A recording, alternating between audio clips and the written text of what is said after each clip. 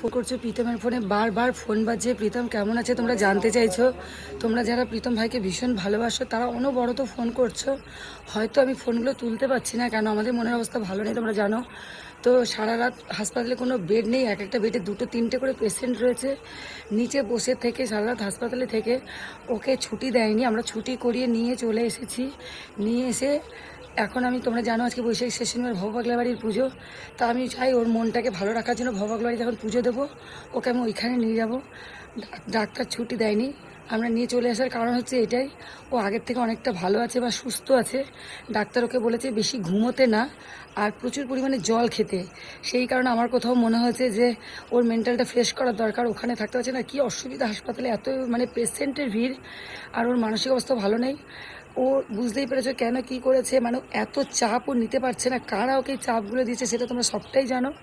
তো আমি ওকে এখন বাড়ি এইমাত্র নিয়ে এসেছি।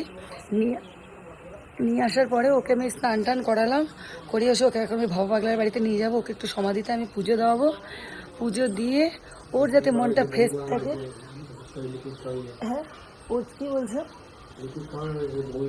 ওকে ওখানে সবাই জানে যে হাসপাতালে গেলে ওয়াশ করে, আর এখন তো ওয়াশে নল দিয়ে করায় না, কিছু একটা বোতলের মধ্যে দেখতে বাজে একটা কেমন, সেইগুলো খাইয়ে ওকে প্রচুর বমি করানো হয়েছে। রাত্রেবেলা ইসিজি করিয়েছে, বমি করানো হওয়ার পর হাসপাতালে ওকে ভর্তি করেছে।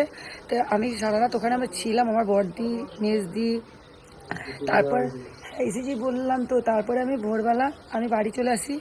বাড়িতে আসার পর সব গোছগাছ করে আমি ঘর দোর পরিষ্কার করে, ওখানে আমার দিদির ছেলেরা ছিল, দিয়ে ওকে নিয়ে এখন নিয়ে এসেছি। নিয়ে এসে ওকে আমি স্নান করিয়ে ভবপাগলা বাড়িতে পুজো দিতে ওকে নিয়ে যাব। হয়তো আশা করি অনেক ফ্যান ফলোয়ার ওখানে থাকে, ওর সঙ্গে দেখা হতে পারে। এটাই বলবো, তোমরা যারা ভাইকে ভালোবাসো। আর আমি ওকে এখন পুজো দেওয়ার পরে ওকে একটা বাইরে আমি এখন ডাক্তারও দেখিয়ে নেব, যেহেতু ওর বুকটাতে কষ্ট এখনও আছে। যারা ওকে ভালোবাসো, আশা করবো তোমরা সবাই চাইবে যে ভাইকে যেন তোমরা একটু খেয়াল রাখবে, ভাইকে যেন কেউ এইভাবে আর চাপ সৃষ্টি না করে, ওকে যেন ওকে একটু সুস্থভাবে কেউ বাঁচতে দেয়।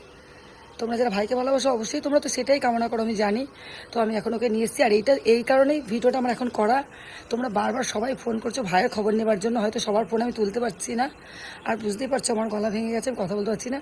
তো এখন ভাই অনেকটাই সুস্থ আছে, আমি ওকে নিয়ে এসেছি। এখন যাবো আমি ভবপাগলার বাড়িতে, ভাইকে দিয়ে ওখানে পুজো দিয়ে ওখানে আজকে আমার বাপের বাড়ি, ওখানে ওকে আজকে রাখবো যাতে ওর মনটা ফ্রেশ থাকে। চলো আজকে এই ভিডিওটা এটুকুই, সবাই সুস্থ থাকো, ভালো থাকো। আর ভাই অনেকটা আগের থেকে ভালো আছে। চলো টাটা।